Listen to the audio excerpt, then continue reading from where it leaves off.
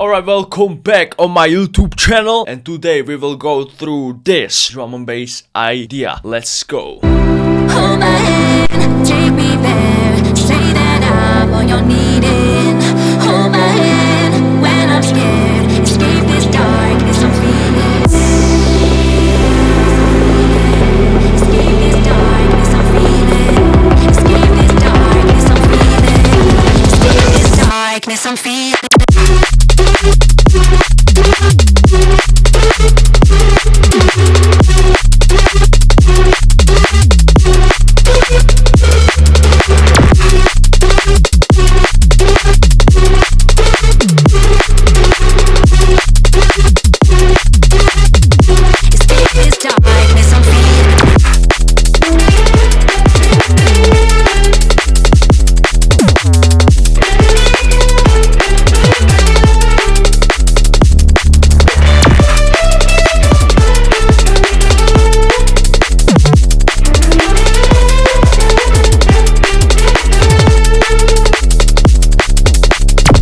So as soon as I played the start, I knew it's gonna be fun. So I just made this idea. It's kind of like this Caracal project, Maysev, DIVIDID kind of a style. That's the new style of a drum and bass, right? So first of all, I want to kind of like point off what kind of genres of drum and bass we know. So we know neuro drum and bass, we know jump up drum and bass like the Simula style and the Primate style, and then we know this kind of like a new Imanu Buunshin Caracal project style that kind of like a took leap around, I don't know, 2020, I guess, with the DIVIDID and the Noisia and all that stuff that happened. So first of all, let's like break down and let's see what we can do so you can kind of like understand how to do this style properly. So for the first thing that you need to like kick off your idea with is the drums. So the first thing is the drums, and the drum sounds like this.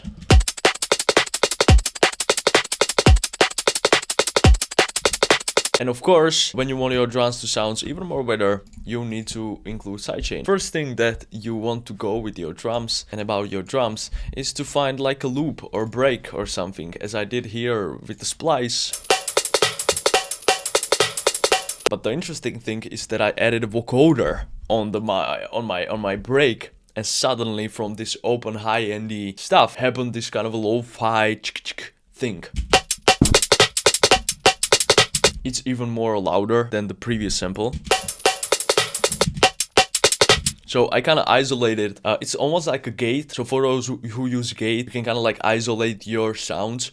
But this vocoder just does the great job with like having the more like a natural lo-fi kind of a thing and processing around the sample. Then I put an EQ so I get rid of the low end glue compressor with a little bit of that threshold, because the vocoder is doing the job of like loudness, and I'm kind of like gatekeeping it with the glue compressor and a soft clip. And then of course auto filter is going to be your best friend in creating ideas. I'm gonna just rotate you a little bit like here, because that's the magic of the break. And then of course, when you kind of like sacrifice your high end, what you want to do is that you want to add the high end, right? So I added like Mazzo loop.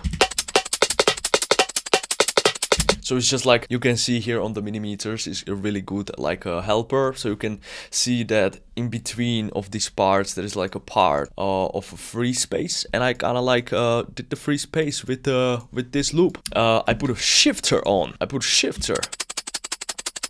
So the shifter is actually like kind of like destroying the sample a little bit. So we just coarse the frequency of the loop a little bit down, so it's just like more lo-fi kind of a style, and then get rid of a little bit of that EQ. So of course glue compressor for the threshold, so it's just like kind of like peaking the stuff. So it's just not like, how to say it, so it's not straight line of your sample, but it's actually like a little bit, you have a little bit of that movement, you have a little bit of that rhythm, right? That's what you want with your sample. So next thing in the drums, what you want to do is that you want to add like a hi-hat or some kind of like white noise, because this lo-fi style is really set up on a white noise and natural organic sounds. What I want to do is to do not go too much with the hi-hat. So actually here with the hi-hat and with the cymbal, I went like a really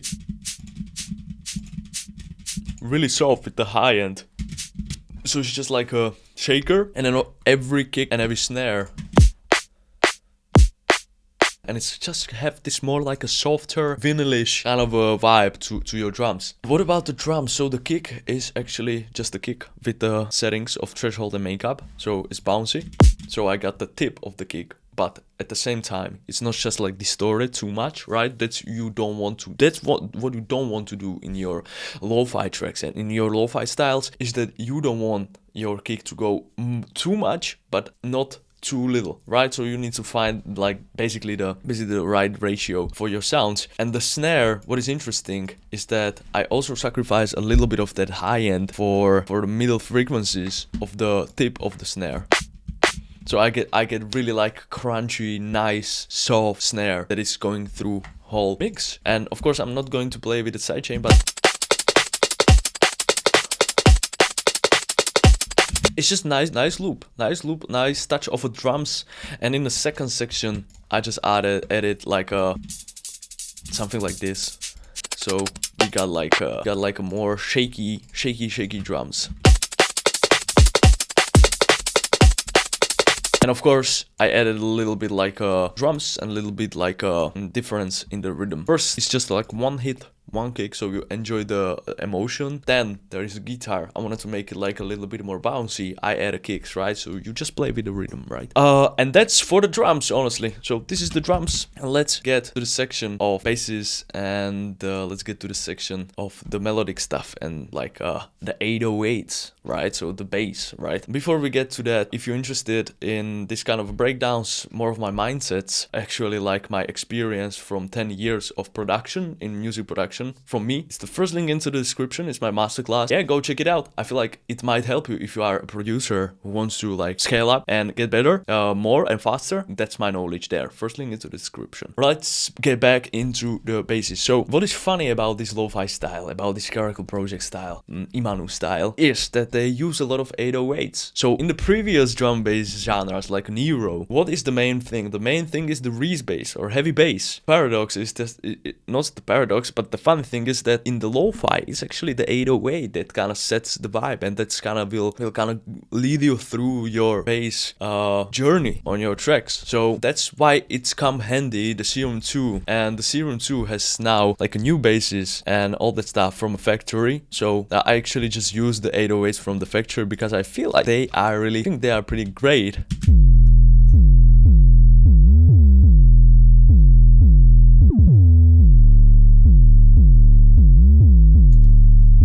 It's just really nice soft bass 808, and straight away you can notice that I used erosion, just like a little bit of that high end that helps the listener to kind of guide through all the sounds for the bass, right? That's like a little trick that I kind of learned. And in the second section I did the same erosion, but I used different preset. I used straight. It's more distorted, really nice, together with the drums.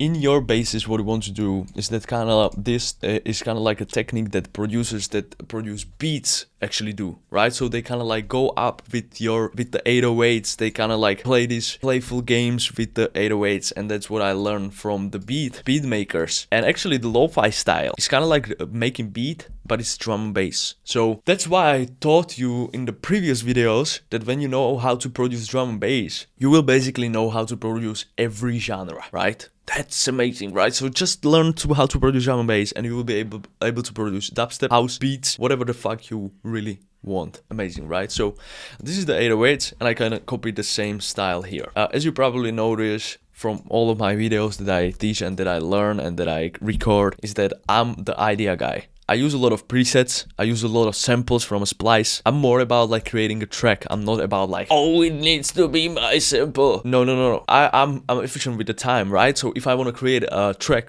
by a day, I can honestly create track every single day. Like I wake up in the morning, create a track, it's finished, done in the night. I can like work like that because of the splice, because of using my time, right? Sometimes I really enjoy creating my own sounds, but when I'm into the idea, what you want to do is that you don't want to sacrifice your idea for some time spent or on some sample, and then you got stuck, right? So that's why I use the samples, right?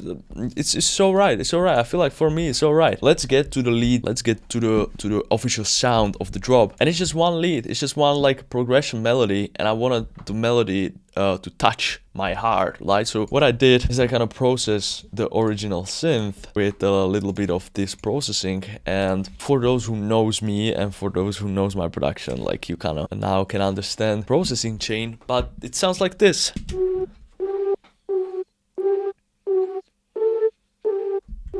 So it was just like a flute. And it's just, it has this progression. And I thought, now when I combine the progression with the 808, it's gonna sound really nice, right? So the first thing that I did and that I mastered is add pedal, because distortion is kind of like the main thing that happens in the industry. And when you find the right tweaks between the distortion, it can be the best thing in the world that happens to you. If you over distort, it can be the worst thing that happens to you. So you need to find the right ratio. And I feel like I did it here with this pedal. Then a little bit of that OTT, so it's compressed. Even more loud, right? Get rid of the low end. And now the real star of the sound is the chorus. It just creates this kind of like the feels in your sound. Like this is the Buunshin kind of a thing. Like I like it because now it's like it's raw and it's kind of like cutting through. But this, it's like when there is like a 3 samples going and phasing it between each other, it's just creating the emotion, right, for the track.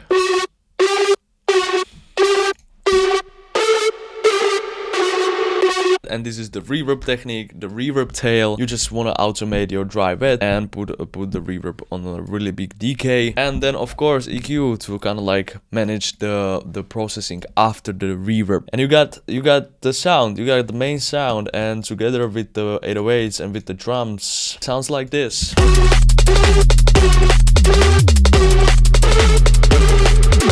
It's almost done. It's almost like a full idea. Then only thing that you want to add to your thing is the sidechain. So I sidechain through LFO tool. For those who knows. For those who know node retrigger, so you need to set node retrigger, then you need to shape your sound how you want to be, right? Then you want to find the rate that works best with your style of music. For house, I would go 1.4. For drum and bass, when it's like a faster drums, right? We're gonna go like a little bit less, so 1.8. 1.8 point, I don't know what style. That's the sidechain on the 80 audio. Then you want a MIDI. The audio you want to put on in, and in the MIDI you want to set it and route it to the sidechain channel, right? And now every time you create this MIDI channel, it's like a MIDI trigger. It's gonna sidechain sound that you put into the sidechain, right? Into the 23, right? That's why it's in, right? So this is how I sidechain. It's really useful. It's really fast. So every time I want to change something, it's just this, right? Now we're gonna play the drop together with the sidechain, and now the drums like will go through and everything will sound clean.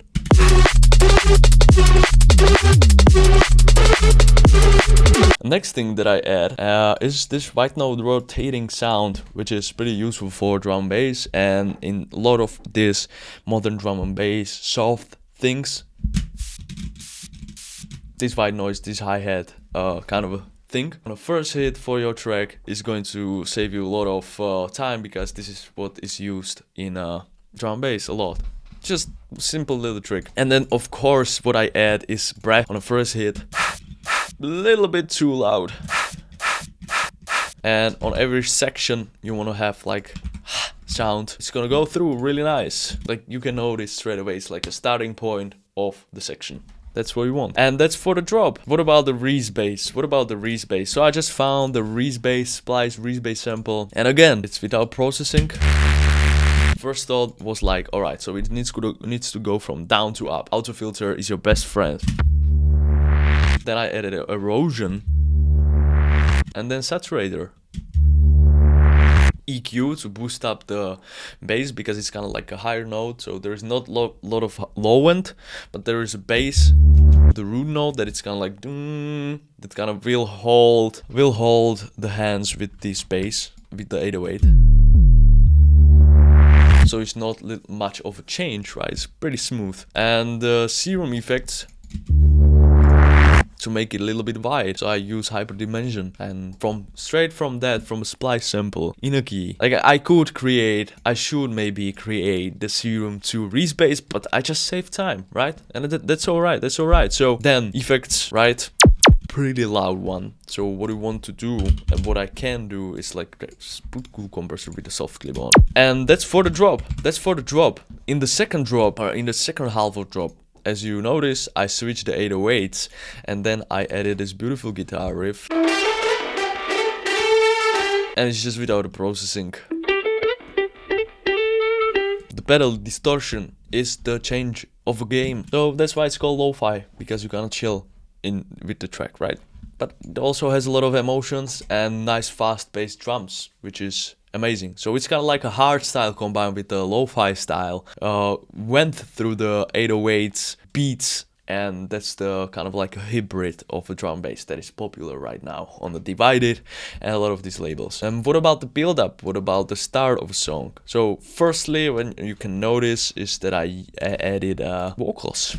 Hold my hand, take me there, say that I'm all you need. ISO OTT to have it more compressed, delay, so it's going from sound to sound, so it's going from left ear to right ear. Then you have reverb, so it's just I just kind of tail it, because I don't want to like copy the same kind of like a phrase that happened here again in the build up section. So I kind of chopped it and I let the reverb do the magic.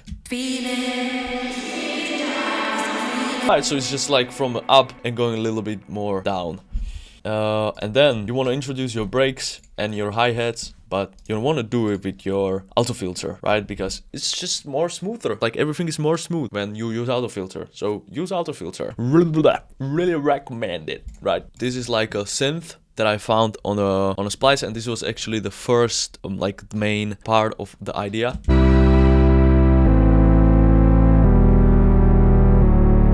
Just straight got the emotion in it, right? Then I combined and copied the melody, my melody from Serum.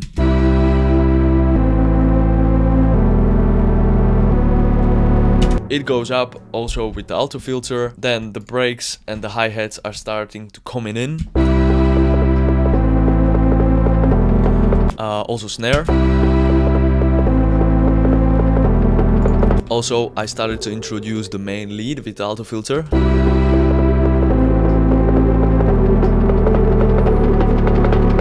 And this is a bass. Then kick in the build-up thing. The vocals. And the noise. A little bit of that vinyl noise, right? So it's just like really lo-fi style. And that's the whole idea and how it sounds like. So if you like this video, please don't forget to like and subscribe. So when you subscribe, you will get more of my videos when I release some. Hope you learned something useful today.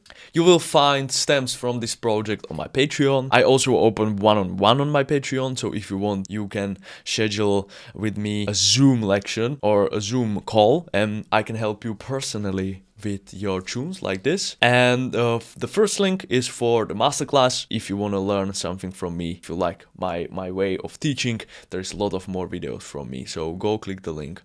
Thank you so much and see you in the next one. Peace.